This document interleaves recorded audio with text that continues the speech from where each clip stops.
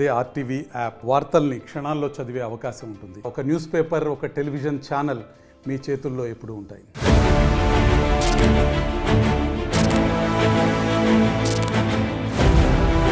కన్నడ నటుడు దర్శన్ అరెస్ట్ అయ్యాడు.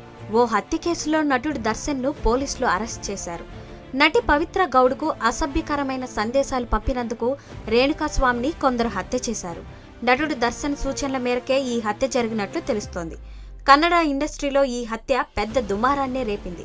ఈ హత్యకు కారణమైన నటుడు దర్శన్ని మైసూర్లో ఓ ఫామ్ హౌస్లో పోలీసులు అరెస్ట్ చేశారు.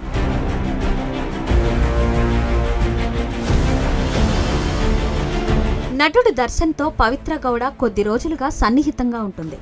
ఈ ఇద్దరి మధ్య సంథింగ్ అని కన్నడ ఇండస్ట్రీలో చాలా వార్తలు షికారు చేశాయి. ఇదిలా ఉంటే పవిత్ర గౌడకు రేణుకాస్వామి అనే వ్యక్తి అభ్యంతకర మెసేజ్లు పంపి పవిత్రను భయపెట్టడం లాంటిది చేశాడని తెలుస్తోంది. ఈ విషయం పవిత్ర దర్శన్కు తెలిపింది. దాంతో ఆ వ్యక్తి హతమార్చడానికి దర్శన్ ప్లాన్ చేశాడు. బెంగళూరులోని కామాక్షి పాలయాల్లో రేణుకాస్వామిని హత్య చేశారు.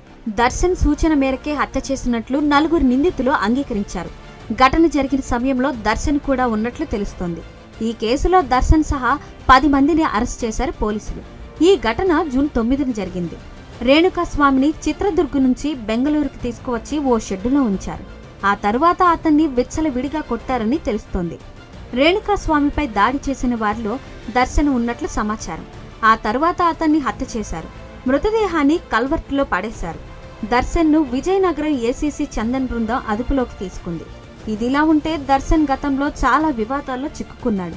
ఇప్పుడు ఏకంగా హత్య కేసులో చిక్కుకున్నాడు. మరిన్ని వీడియోస్ కోసం ఛానల్ ని సబ్స్క్రైబ్ చేయండి. లేటెస్ట్ అప్డేట్స్ కోసం వాట్సాప్ ఛానల్ ని ఫాలో చేయండి. అండ్ లింక్ డిస్క్రిప్షన్ లో ఉంది.